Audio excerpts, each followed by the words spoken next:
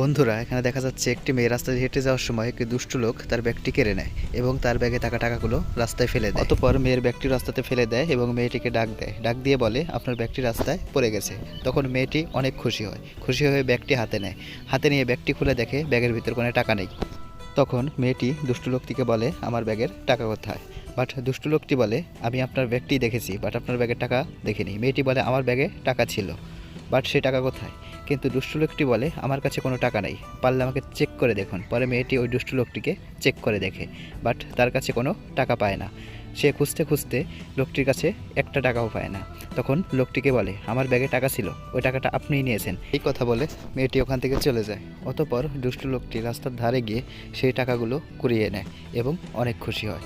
তারপর দুষ্টু লোকটি টাকাগুলো নিয়ে অন্য একটি মেয়ের কাছে যায়। গিয়ে সেখানে দেখা যায় দুষ্টু লোকটি ওই মেয়েটির পেছন পেছন ঘুরে। অতঃপর মেয়েটিকে পেছন থেকে ডাক দেয় এবং মেয়েটিকে বলে আপনি কি বিক্রি করতেছেন, ওইগুলো আমি কিনবো। তখন মেয়েটি ওই জিনিসগুলো ওই দুষ্টু লোকের কাছে বিক্রি করে দেয় এবং দুষ্টু লোকটা ওই মেয়েটিকে অনেক টাকা দেয়।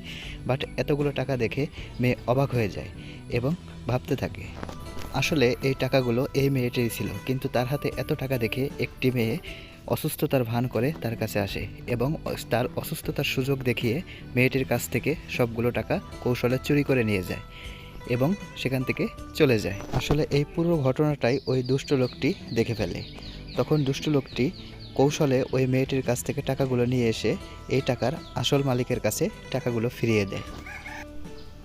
তখন মেয়েটি তার চুরি হয়ে যাওয়া সব টাকা ফেরত পেয়ে অনেক খুশি হয় এবং ওই দুষ্ট লোকটার প্রতি কৃতজ্ঞতা জানায়। আসলে ওই লোকটা দুষ্ট লোক নয়, কারণ সে ওই মেয়ের চুরি করার কৌশলটি দেখে টাকাগুলো ওই চুরি করা মেয়ের কাছ থেকে কৌশলে ফিরিয়ে এনে তার আসল মালিকের হাতে তুলে দেয়।